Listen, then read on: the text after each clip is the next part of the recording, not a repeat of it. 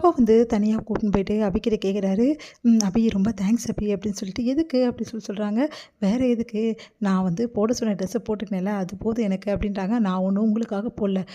நீங்கள் தானே முருகருக்காக வந்து இழுத்து விட்டீங்க. முருகருக்காக தான் நான் போட்டுக்கிட்டேன். வேறு எதுக்கும் இல்லைப்பா" அப்படி சொல்கிறாங்க. "இப்படியே போட்டுக்கிட்டேன்" அப்படின்னு சொல்லி சந்தோஷப்படுறாரு. உன்னையும் வந்து சிரிச்சுட்டு போகிறாங்க அபி.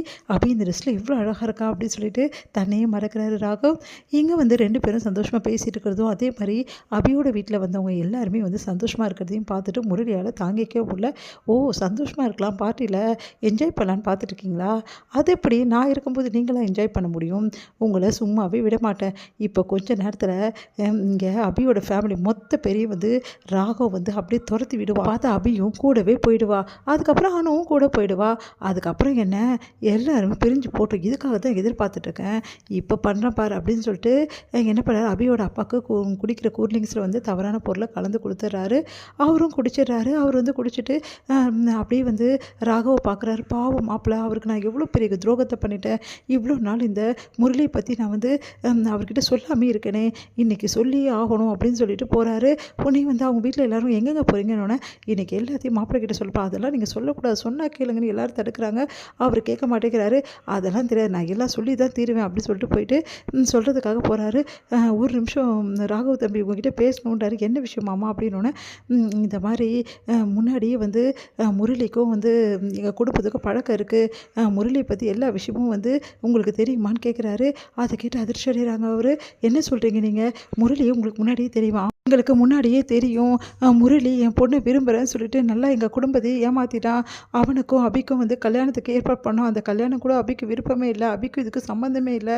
தயவுசெய்து அபியை தப்பாக நினைக்காதீங்க. அபியும் வந்து அந்த முரளி விரும்பலை.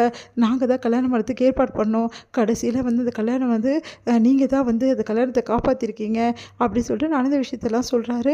அதை கேட்டு அதிர்ச்சி, "நீங்கள் என்ன சொல்கிறீங்க?" அப்படின்னா, "ஆமாம், அந்த பாவி அது மட்டுமா பண்ணா? என் பொண்ணை விக்னேஷ்க்கும் என் பொண்ணுக்கும் கல்யாணம் நடக்கும்போது, கரெக்டாக கல்யாணம் நடக்க இருக்கும்போது அவன் வந்து என் பொண்ணை தூக்கின்னு போயிட்டான். அதுவும் வந்து அந்த என்ன பண்ணான் தெரியுமா?" அப்படின்னு சொல்லிட்டு நடந்த விஷயத்தெல்லாம் சொல்கிறாரு. "ஐயோ, அபி மேலே எந்த தப்புமே இல்லையா? நான் தான் தப்பாக புரிஞ்சுக்கிட்டேனா?" அப்படின்னு சொல்லிட்டு ஃபீல் பண்ணுறாரு நம்ம ராகவ்.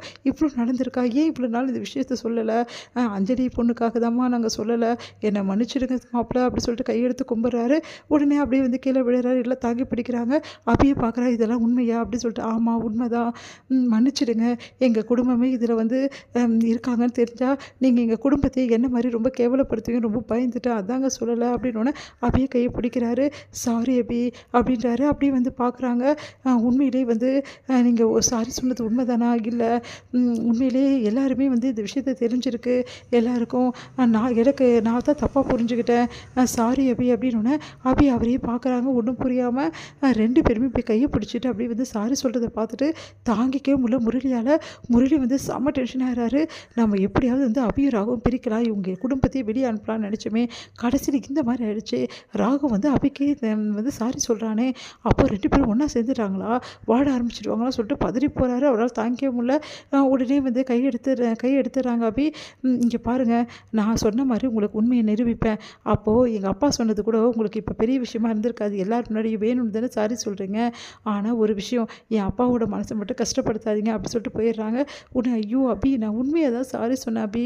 அது உங்கள் அப்பாக்காக நான் சொல்லலை அபி. ஏன் அபி புரிஞ்சுக்காமல் இப்படி யோசிக்கிற? சரி அபி, கண்டிப்பாக நான் என்னை புரிஞ்சுப்பேன், நான் புரிய வைப்பேன் அபி" அப்படி சொல்லிட்டு யோசிக்கிறாராகும். எங்கே வந்து இப்படி நடந்துச்சுன்னு சொல்லிட்டு டென்ஷன் ஆகிற முரளி